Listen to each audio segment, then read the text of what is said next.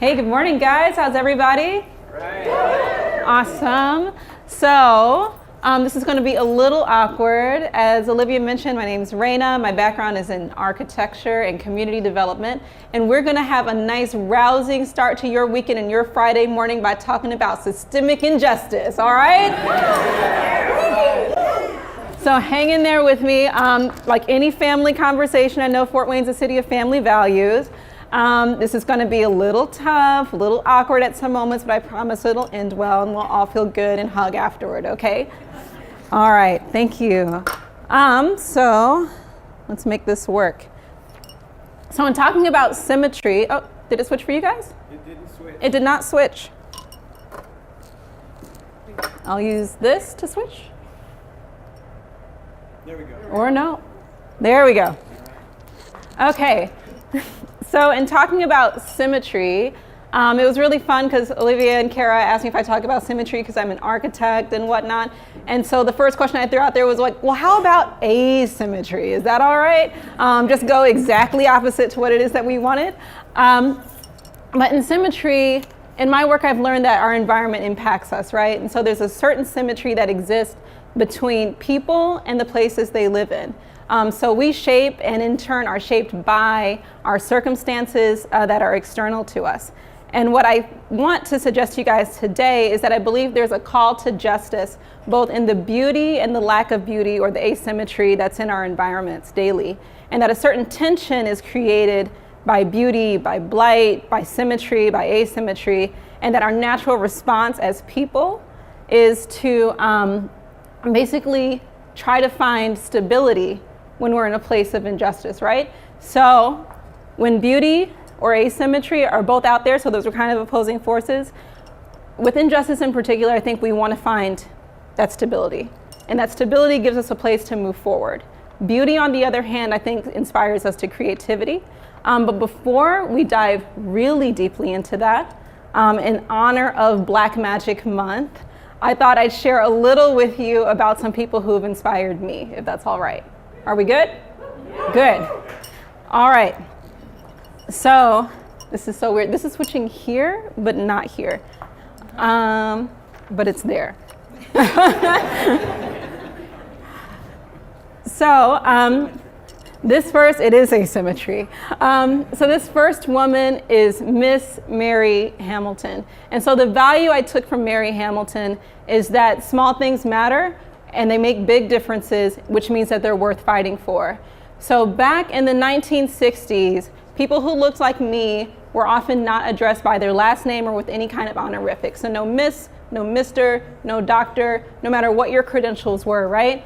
This woman went to trial for a completely unrelated reason and was found in contempt of court because she refused to testify before the judge until he called her Miss Hamilton and not Mary.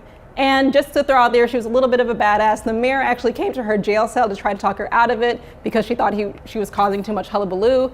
And she told them until he could address her as a lady, as Miss Hamilton, that he could get out of her cell and come back when he was ready. So that case got appealed all the way up to the Supreme Court. And the Supreme Court judged that judges did have to address all people who face the court as Miss or Mr. and by their proper last name, thanks to that woman in that slide right there.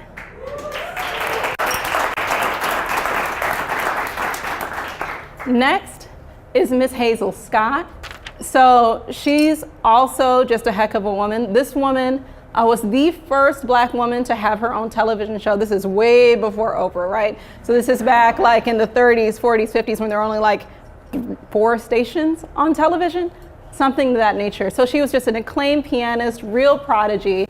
But the value we take from her is that you are not beholden to your circumstances and that you always have a choice. So in pre-civil rights America, the roles that were available to women of color in movies and on the screen were typically maids, mammies, and prostitutes. So not only did she refuse to play any of those roles, she said, in my contract, I am only going to appear in a movie if I can play, get this, myself. So she turned down, I think, 4 roles to play a singing maid because she felt that it was below her and that it didn't dignify Black people. But her real claim to fame, or the reason I appreciate her, is because in 1943, she was in a movie called The Heat is On. And it was about men being sent off to war, and she refused to play a scene where the Afro-American women were wearing grubby, dirty aprons to send their husbands off to war, because she said no Black woman would ever wear a dirty apron to send her husband off. And she stopped production for 3 days until they changed their costumes. All right? And so that gave other, one, I just thought that was pretty remarkable, but two, I think it gave this really positive imagery out there for other Black people in the community to see themselves in positions of dignity and power and beauty in that circumstance, right? Number 3, this woman is actually, this is recent history. This is Aisha Ash. And she's a ballerina, as you can tell. Fun fact, I used to want to be a ballerina when I grew up. And she goes out into her community basically to show young women in particular themselves again in those positions of poise and dignity. And I think she said it well, so I'm just going to read it to you. That she wanted to convey the message that beauty and talent are not constrained by race or socioeconomic status, and for youth to know that they are not limited by stereotypes nor their environment, but only by their dreams. Okay? And bear with me, I know you're only allowed to give like 3 examples because that's a rule somewhere, but I'm gonna break it. I feel like I can't talk about Black history and Black magic without talking about my own family. Aren't these people gorgeous? This is my mom and dad, I'm sure you guessed that. But quick story, I'm gonna brag about my parents, so indulge me a little bit. We said this is family conversation, right? So my father is, and I'm gonna say was, but that's because he's retired, okay? A few times. My father is one of the most decorated pharmacists in the state of Michigan. He was licensed for 50 years, graduated from Ferris State at a time when they only graduated 1 Black pharmacist per year. They had a quota, right? He was the first Afro-American to be elected as president of the Michigan Pharmacists Association, the first, I also believe, to receive a gubernatorial nomination to the State Board of Pharmacy. Pretty phenomenal guy, and his name is Rena, which is pretty cool. So, what's not as apparent in this photo is his upbringing. So I also already mentioned Ferris State, but my father was literally born in the Jim Crow South to an illiterate, most likely sharecropping mom who we heard gave birth to him at that sugarcane plantation, then went right back to work because apparently she was made out of steel, right? So that was the origin of where my father came from to his place of success in society right now. Then, speaking of women who are made of steel or nails, tough as nails, that's my mom over there on the left. She, and I'm going to read this to you to get the whole thing right, despite being married to her first husband, not my dad, by the age of 14 and a mother of 2 by 16, managed while working full-time, taking the bus to and from her job, attending night classes, and raising 2 kids by pure grit and determination to earn her GED at, get this, 17 years old, right? She then, I know it's earlier than most of us graduate who just do like the normal thing, right? And then she went on to become the first member of her family to attend and graduate from college, all while maintaining that stunning demeanor right there. So, why do I share that with all of you guys? 1, because it is Black Magic Month, but 2, because there's a common thread between all those stories that links them together, and it's that notion of fairness. So beauty, justice, and symmetry are all kind of bound together in the notion of fairness. I know I'm not supposed to use jargon, but etymologically, they all spouted from fairness. So when we think of fairness, we think of fair skies, right? Things that are beautiful, awesome surroundings. Bear with me. When we think of beauty, and there's also that notion of symmetry in beauty, right? That beautiful faces are symmetrical, that kind of thing. But when you think of justice, you think of things like fair practice and fair scales. And that notion, basically, that everybody should have a fair shot, right? What you put in, you should get out. if you have fair work, you should have fair wages, and that your things should be proportional, right? So when you have I don't know, speeding ticket, you shouldn't like get the chair. More or less that, you know, crimes and things, they should balance. And that notion is why a lot of our buildings that are associated with notions of fairness, like our places of government or education, that's Howard University, by the way, or righteousness, even health, this is a place of worship in my hometown, have historically been symmetrical. And you also have that same symmetry, again, as I mentioned, in faces. I'll mention that side note later. But what happens then when our fair skies are not fair? This is my hometown. That's Detroit, Michigan. Woo woo. But the reason I point this picture out to you is because when I was in my AP Environment class in high school, I had an awesome teacher, shout out to Mr. Minton, who taught AP Environment. And he asked us prep school high schoolers this question: students, what color is the sky? Now, being in high school, we all kind of thought we had that on lock. You know, we understand what color the sky is by now. And so blue kind of came out. And he walked us outside. And we saw that our sky wasn't blue. That it was actually kind of this shade of what I can best describe as putrid hazel, right? And so that brings me to the inverse of beauty, the inverse of symmetry, the inverse of justice. Historically, is not ugliness, it's not asymmetry, it is injury, right? So the roots of the words injury and injustice are coming from the same place, which means that when you lack those kind of clear skies, when you lack that symmetry and balance in your environment, that there's actually an injury that's occurring there, be that emotional, be that kind of psychological or physical. And those types of injuries impact our youth the most. So we know that babies, those synapses are forming really quickly. The same thing is happening with children. They absorb information, they absorb what's in the air. And so this is the reason why I think we should give a damn and do something whenever we notice these situations of symmetry or injustice in our communities. As a side note, this was just funny to me, so I put it in there.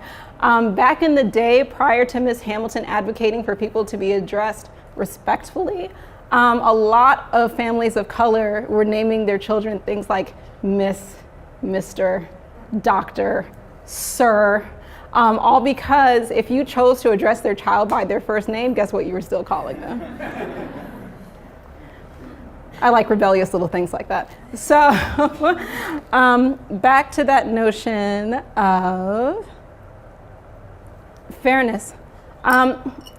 So what I want to talk about a little bit, and you've probably gleaned that, is that fairness isn't always fair, right? So tied to that notion that we mentioned of beauty, symmetry, and justice can be a very specific aesthetic. So I just went ahead and I looked up multiple definitions of the word fair to make sure that I wasn't kind of making this up.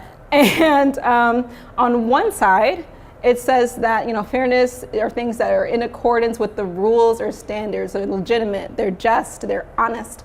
But on the other side, I saw a definition that said, of hair or complexion, light, blonde, a flawless quality, and my favorite, not dark. Okay? So I think that notion of fairness basically suggests a certain kind of exclusivity, right? And that those notions of honesty or legitimacy are tied to a specific set of standards or looks or people. And so when you go back to that notion of fairness appearing in our architecture, you start to notice that our architecture has that same kind of rigid symmetry in that it doesn't respond to context at all. So we just saw a capital, where was that one? Wisconsin. This is Washington, Missouri, Arkansas, California's state capital looks the same as all the others. Like, I found that unbelievable. Forgive me, technology, scrolling. And so, more or less, I think it's that notion of rigidity that we sometimes see reflected in our policies and in the systems that affect the people in our communities, right? And it's those policies that choose to ignore context when taking into account issues of justice, and context when thinking about the outcomes that come from situations where blight proliferates, and also access, right? So I think, in my opinion, that rigidity is what produces systems sorry, I forgot. Mine switched, yours didn't switch. It's that system that I believe produces situations where, yes, maybe you would say same crime, same time. It's kind of a superficial symmetry, right? But that choose to impose things like trying children and victims of trauma as adults who are fully salient. And it's those types of policies that create situations where women of color, people who look like me, are experience 300% of the maternal mortality rate as white women in America. 300%. Let that sink in. Like, having a baby in like Indiana is scary. Okay, if you look like me. And it's that same system that produces policies that can say, hey, you know what? Things are really equal. We have this 50-50 share where people can get their sidewalks fixed in all our neighborhoods, but doesn't take into account that in some neighborhoods, average median income is $25,000 per household. That could be a household of 4 or 6. And that's a disproportionate amount of that family's income to fix those sidewalks. I've seen people ride their wheelchairs down Pettit because we have sidewalks that are impassable in our community for reasons like that. All right, so what I want to suggest is that the symmetry and that notion of superficial symmetry is kind of a good notion, a good intuitive gesture, that perhaps balance is a little more important, right? So things don't have to be exactly the same on each side. I think balance allows you to take into consideration your context. It allows you to begin to look at things like accessibility. And there's a lot less baggage, quite frankly, attached to the word of balance than there is fairness. Also, if anybody out there who's multilingual, if you know a word that ties like darkness and beauty to justice, I want to know that word. I will use it, even though that's not my language. I'll use it every day. So balance is more the condition where elements are equal or in correct proportion. And they talk about enabling someone or something to remain upright or stable. Remember, like that tightrope example or that bike example, once you're balanced, you can get moving. And once you start moving, it's easier to stay stable. And frankly, just to put some like architecture porn up there for you, I think asymmetrical buildings just are much cooler in general anyway. So transitioning, like the heaviest part's over. You made it. Thank you for staying with me. Into practice, I just wanted to share a little bit about how my practice has been affected by asymmetry and by trying to address those issues of asymmetry. So this is the Fort Belvoir Community Hospital in Fort Belvoir, Virginia. And what I just wanted to point out here is that it kind of, we're getting back to that notion that Ms. Hamilton suggested or practiced, that small changes make big differences. So in hospitals, things as simple as having a view out of a window rather than of a brick wall, or having a sink that you like practically trip over before you fall into a room. One, decreases people's pain, literally. They report their pain like 2 happy faces better on that pain scale. It gets them discharged faster, healing faster. And I've heard anecdotally, and I've not been able to corroborate this, so take it for what you will, that mortality rates of those people are lower years later. So again, your environment impacts you, nod to Ms. Hamilton. And going on with that notion that small changes make big differences, so I work at a community development organization. It's awesome. It's called Bridge of Grace, bridgeofgracecmc.org. Woo! When we started our outreach efforts, one thing we started with was picking up trash, right? And so we started with trash pickup, we did adopted block programs, we did some prayer walks, and we saw the crime level in our neighborhood fall over a series of years from 2013 through 2017, so basically to now, over 56%, right? So I'm not suggesting that necessarily that our crime rate fell only because of our trash pickup, but it did fall in part because we were able to mobilize people to do something good and come together. Look up broken windows theory. I don't want to bore you guys with even more theory, but it talks about how the appearance of crime or neglect causes more crime and neglect to proliferate. So this, I just wanted to share with you, this is what those numbers look like. So we had 66 incidents of crime in 2013, down to 29 this year. And I'm not gonna ever suggest that that's an acceptable level of crime. There is no acceptable level of crime, but we're definitely trending in the right direction in part due to small changes that we've made in our community. Nod to Hazel Scott for that notion that we don't have to accept anything as is, right? That you always have a choice. This is work that I did back when I worked at the Detroit Land Bank Authority. So again, think about that notion of blight, of asymmetry, and how that affects people. In Detroit, the asymmetry was bigger because at this time, this was in 2011, so this was after subprime, right? And auto industry crash. So most people were completely asymmetrical or upside down in their mortgages. So what we did is we procured historic homes and used stimulus dollars to make them go from looking like this to looking like that. So just think about the pride that instills in a family. I was actually going to show you guys the photo of the homeowner who purchased this home. His mom came and checked it out, and she was trying to rattle everything and bouncing up and down on the floors, and honey, the floors don't squeak and the handrails don't rattle. And when she saw the kitchen, she said, "Oh, and baby, look at that kitchen. That kitchen is gorgeous. You've done such a great job," because she knew that he'd been coordinating with us to get the work done. And he said, "Well, Mom, actually, Miss Bradley did a lot of that work." And she, "Oh, Miss Bradley, you're so amazing." "Oh, no. Yeah, give it to me. I want it." So I was going to show you a photo of the homeowners, but then I realized I don't work at the land bank anymore, and I don't know if I really have the rights to those photos anymore. But they looked really pleased and quite poised outside of their new home. Just trust me that that's a thing. And this kind of work proliferates. This is no longer Detroit, this is Fort Wayne. So this is what my neighborhood looked like when I first moved in. So just same point. Our kids, we have an elementary school in our neighborhood. Our kids were walking past that house every day. Can you imagine starting your day to school like that, with that kind of imbalance and that feeling of asymmetry? So that's what that house looks like today. And we were able to mobilize the community to volunteer and get a lot of that work done. So that said, I wanted to share a moment with you guys. So all of that work was addressing asymmetry of a sort, right? That the kind of environmental type.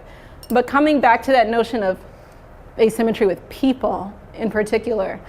So this was kind of a jarring moment for me. They call it opiated adjacency, right? It's this notion that something beautiful decenters you, and it puts you there in that decentralized space happily, so it kind of makes you aware of something that's a bit bigger than yourself and inspires you to create. So when I was working at the land bank, I ended up being connected with a young lady because we were both doing fundraising efforts, and she told me about PCAP. PCAP is the Prison Creative Arts Program that's run out of the University of Michigan, and she kept telling me, "OMG, you're an architect, you love art, so you have to check out this art that our prison artists are doing." And this kind of spoils the surprise for you guys, but I was kind of like, yeah, that's fine. Because honestly, to just be vulnerable, I didn't expect much from what I would see from the prison population. So these are drawings that were produced by prisoners in Michigan's Prison Creative Arts Program. The detail on these, I don't know if it comes across on the screen, is incredible. It's absolutely incredible. And this is more artwork that was produced by that same population of people. So talk about a decentering, kind of humanizing experience, right? I went from just kind of having a meh attitude to people being in our prison system, like, oh, they're there, they probably did something wrong, you know, whatever, to just being blown away by the talent and the humanity and the passion and the feeling that was present there. And when I saw that, I wanted to share it with other people. So when you encounter beauty, it does a couple of things. Beauty is tied to justice kind of in two ways that I'll mention at the moment. One, when something's beautiful, it often inspires you to create.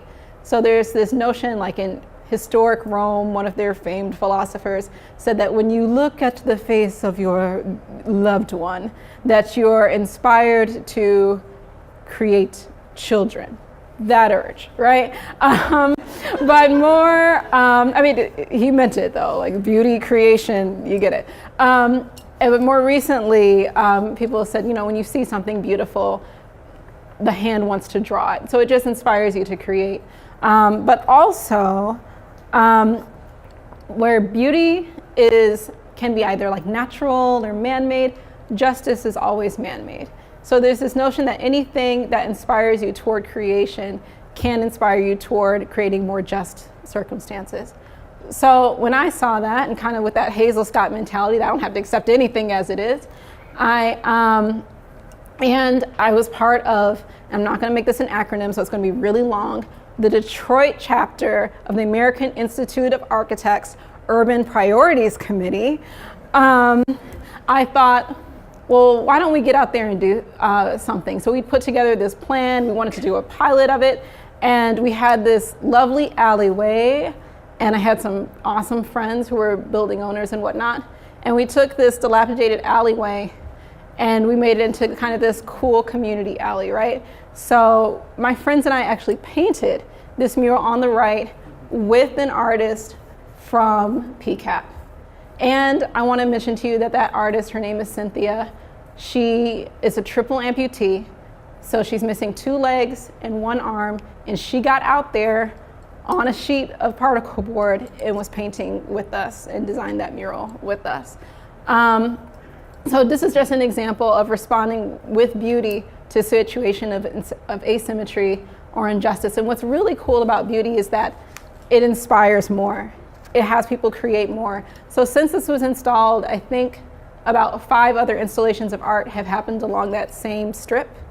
And the owner of this alley, who owns kind of the adjacent buildings, opened like a temporary community art space because he felt like he understood the value that art and beauty can bring to the community. Gonna scroll down to notes again. Hang in there with me, guys. Going.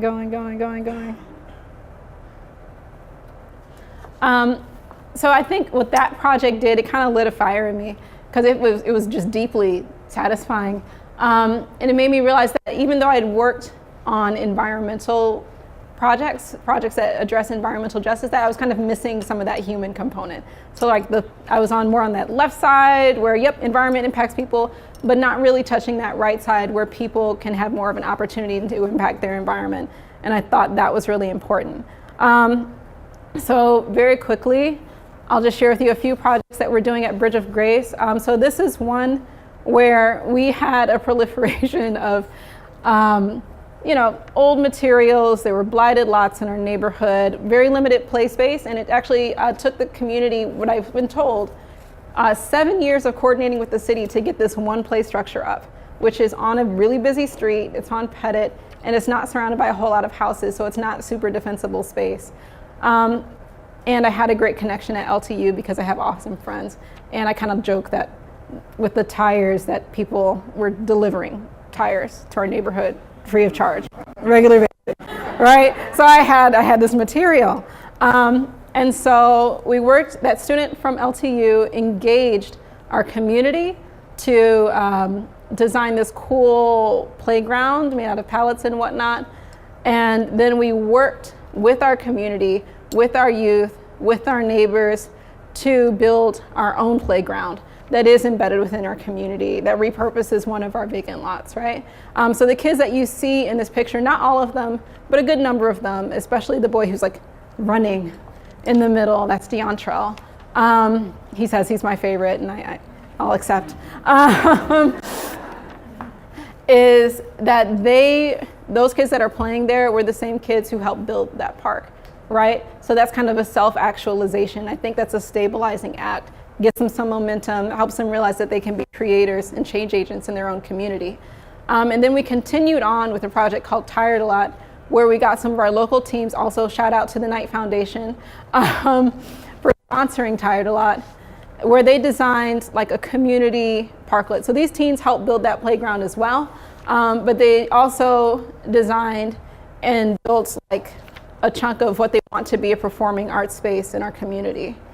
And so point being that I used to want to be a ballerina, I still kind of do, but in some ways I'm still trying to emulate like Miss Ash over here, that notion of going into the community, showing people who they can be in the hope that they'll emulate and absorb some of that energy and do great things with it, right? And even though the house is being renovated, even though the playground's being built, the public space is being built is deeply satisfying to me, these are the kinds of outcomes I'm most proud of, right? So when we finished that playground, we had this big ribbon cutting, and Heaven wanted to have, literally, she wanted a piece of that ribbon, you know? So we cut it off her with the giant scissors, and, you know, she just, I have the ribbon, you know? But I think it's because, you know, she realized that there was something special that happened there, that she was part of change in her community, that she was part of restoring some sense of symmetry to that community. So shout outs again to my parents, these people who told me to remember who I am, because that's what I'm trying to do a bit with our youth, and that's what I think a lot of creatives do through their art. You know, they remind us of who we are, what we're capable of, and that we should live lives that are deserving of our calling and our purpose and what our ancestors have done to lift us up to a place where we can have our own balance and make our own progress.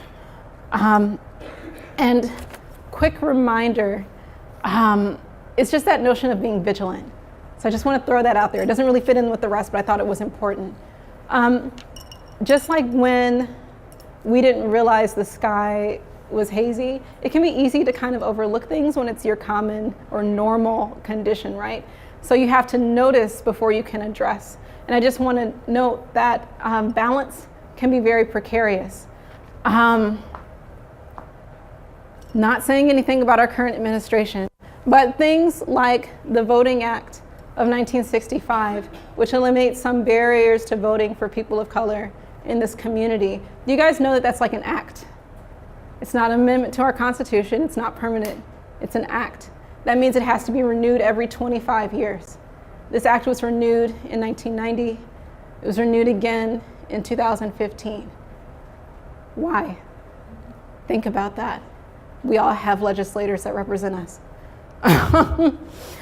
But my hope is that, more or less, as we all find our places of symmetry, there we go.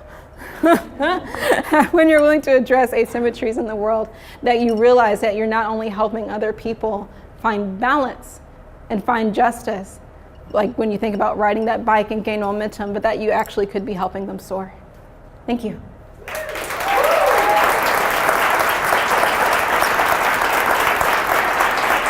Thank you. Thank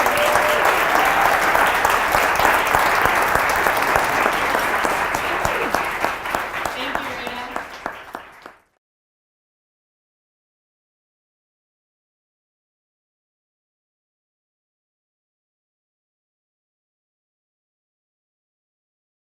Rena. Jesus did. I kind of mean that. I felt called to Fort Wayne. That's actually something I resisted for a period of time, but I just felt like there was work to be done here and that there was purpose for me here. And it gave me an opportunity to kind of tie together some of the work that I was doing. So I'd worked at an architecture firm before, which let me like use my full skill set to do some things that I found a little boring, you know. I love everybody at HDR. And when I worked at the city in Detroit, that gave me an opportunity to do really meaningful work, but didn't really use my skill set fully. So here in Fort Wayne, I got to do both, and I got to pull my faith into it as well, I think, which is really meaningful.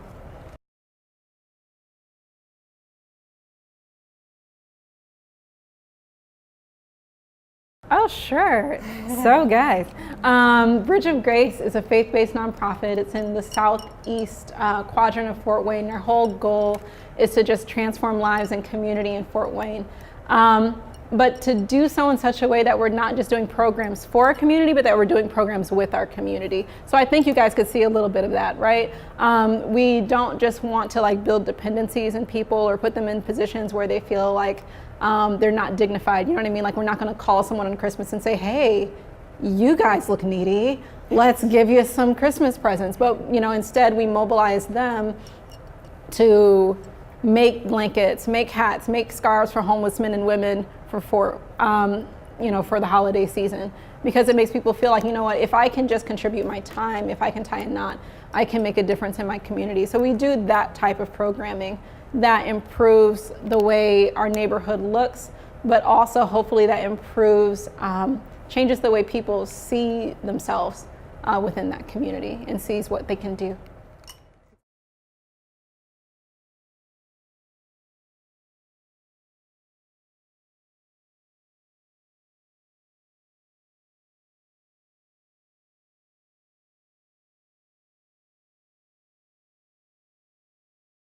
I think one thing that I kind of tried to allude to here is just that whatever talent you have and whatever circumstance you find yourself in, that you have the ability and power and talent already to do something that makes a difference. So if you notice some small piece of injustice, you know, by all means address it. And if that can be something as simple as checking your friend who tells that really dumb joke about women or gay people or people of color or so on and so forth, and not just saying, oh, that's just Bob. No, that's just Bob being dumb, and you should let Bob know that.